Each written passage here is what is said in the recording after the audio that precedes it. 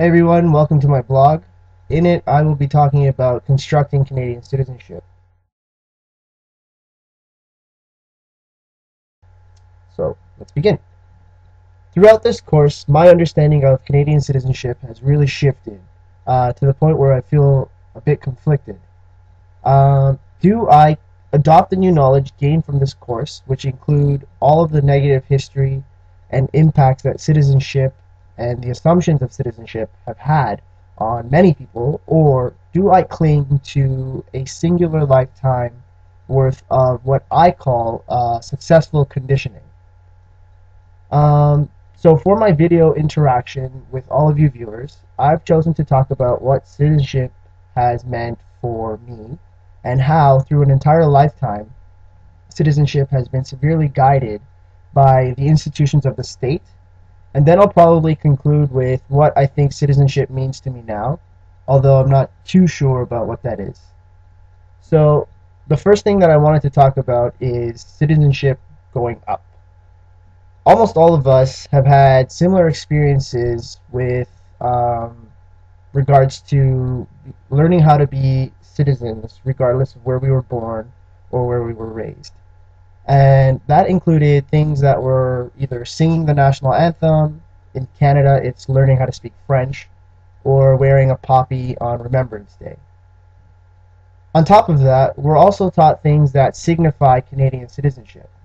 And for me, that was when I was in public school. They used to take me and the class skating at least 3 or 4 times a year, which I really hated. But because they said that skating is a Canadian thing and hockey is a Canadian sport, I kept picking myself up off the ice until I learned how to skate. And now I know how to skate, but I'm not too happy about how I learned to skate, which is weird. So one of the things that I became more aware of is the way in which Canadian identity is reinforced by things that have become embedded in our knowledge as innately Canadian. These things are usually used in ads, like we're sort of selling Canadian identity. It's something you can buy and own.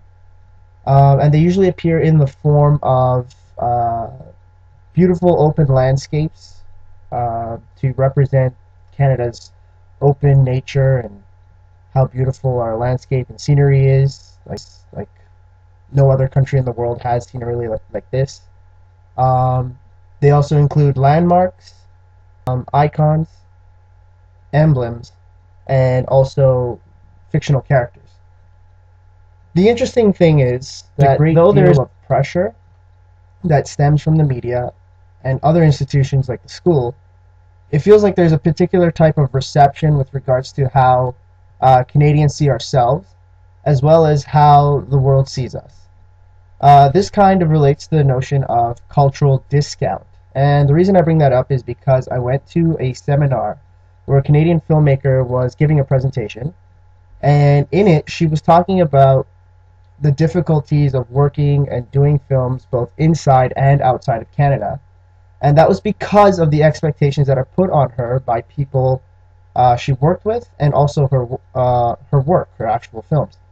So cultural discount comes into play because as a Canadian, with all the pressures by the media, by the institutions, with all of the pressures to be more Canadian from within the institutions of Canada, once you're recognized as Canadian, it's kind of like a weight on who you are and what you're supposed to be like.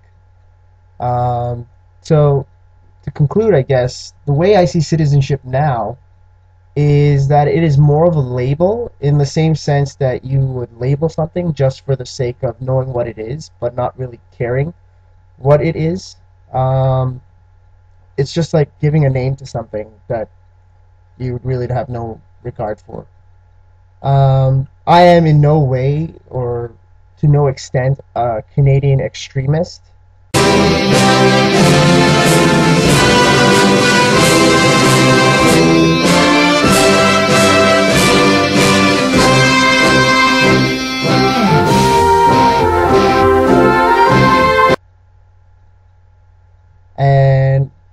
But I do like the label. I like the sense of being Canadian in the sense that it's just a label. in the same way that I like other labels like being a driver or a student or things like that.